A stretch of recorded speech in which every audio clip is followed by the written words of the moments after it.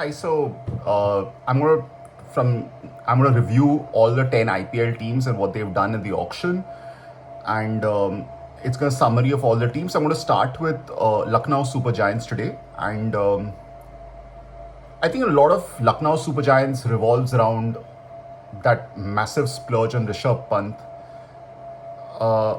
and it's now a record splurge. It was a 26.25 crores was spent on Shreyas Iyer. He was sold for 20.75 crores. Then the right to match card was used, but now the new rule says that you can increase your bid after that. So Lucknow put a bid of 27 crores. So 27 crores on Rishabh Pant. But I think besides the Rishabh Pant splurge, and that was extraordinary, there are a lot of potential holes in this team, and like, if I have to look at the players they've got, I think their bowling is quite good. Let me just firstly say, I think their bowling is quite good. They retained Mayank Yadav and Ravi Bishnoi. They've got Avesh Khan, very good move. They've got Akashdeep. They'd already retained Mohsin Khan. They've got Manimaran Siddharth back at a pretty reasonable price. So I think their bowling is quite good. But if I look at their overall picture of the auction, it's a lot of similar kind of players, and a lot of similar kind of players. A lot of players who specialize in playing in the middle order. So they went into the auction with about 69 crores to spend. Rishabh Pant came in the first set. They spent 27 crores on him.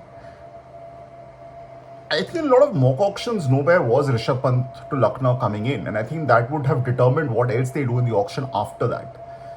So the right to match was expected to be Marcus Stoinis. Marcus Stoinis was sold for 11 crores. They did not use the right to match for Marcus Stoinis. It could have gone up to 12.5, it would have gone up to 14. You would have expected Lucknow to execute it. Now, what happens is that they made a bit of a questionable move right after Rishabh Pant is when they got David Miller. Now, you've got and Miller and Puran, three guys, three left-handers, three players, excellent finishers, usually better off batting in the back end of the innings. After the 10th over, Pant can obviously play a little bit more. Pant can come in higher up the order. But usually you would probably say Pant's entry point is usually the 7th or 8th over. Miller, Puran could be later on. I think that David Miller move really, and David Miller for 7.5 crores, really kind of messed up their equations a bit, because they got David Miller. They followed that up by getting Aiden Markram, 2 crores, and probably they didn't.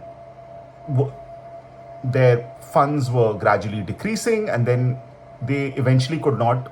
They didn't use the right to match for either Marcus Stoinis or Quinton de Kock. I don't know why they didn't use the right to match for Quinton de Kock, because I think, again, I'll come to that later. It's another strange one, but maybe because they have too many wicket keepers, could be the thing. They've already got 2 wicket keepers. Why would they want a third one?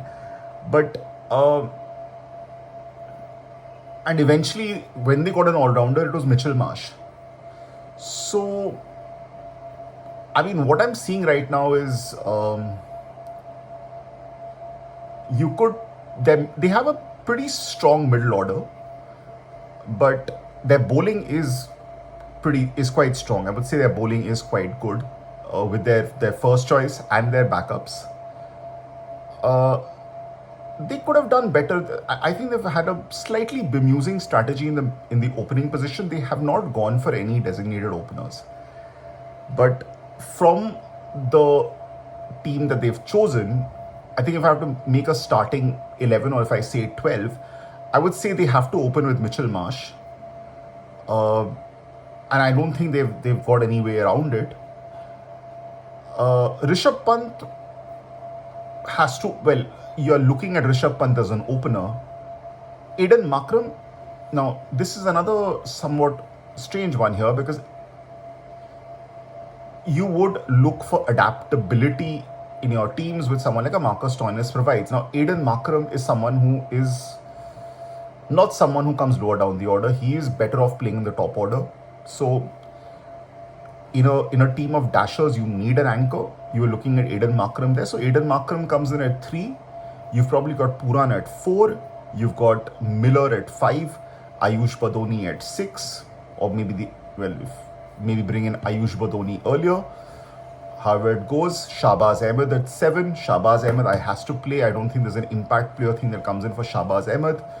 Shahbaz Ahmed has to play. He's left arm spin and can swing the bat. I think that's a very, very good combination to have. And then the bowlers, Ravi Bishnoi, Mayank Yadav,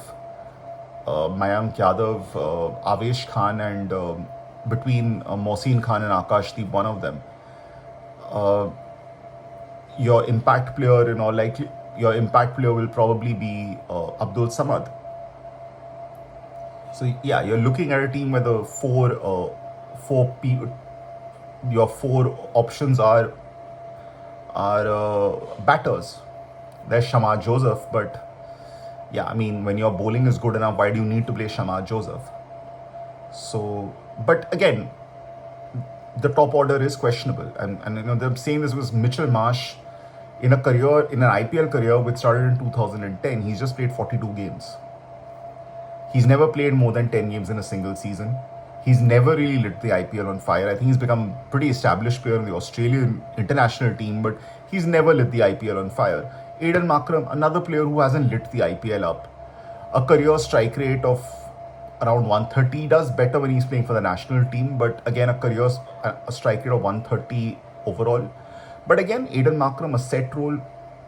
He's the anchor. He holds fort while the others go hammer and tongs.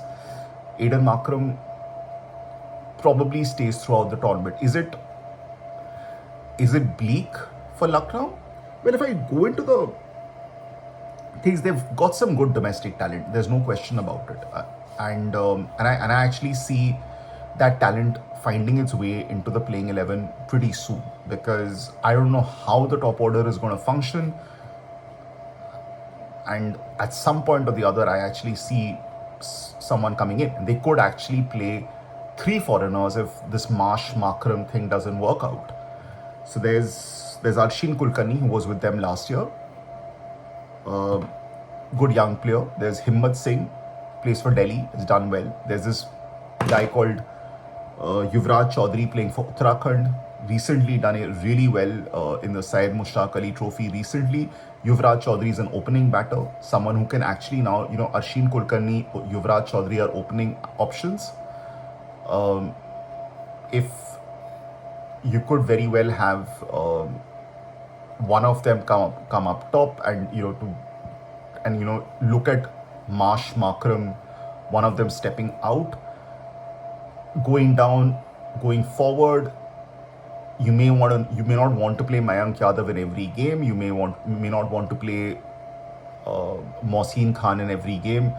You have the backups for that, and then you could play Shamar Joseph in those games. So you have 3 batters and 1 overseas player in the bowling.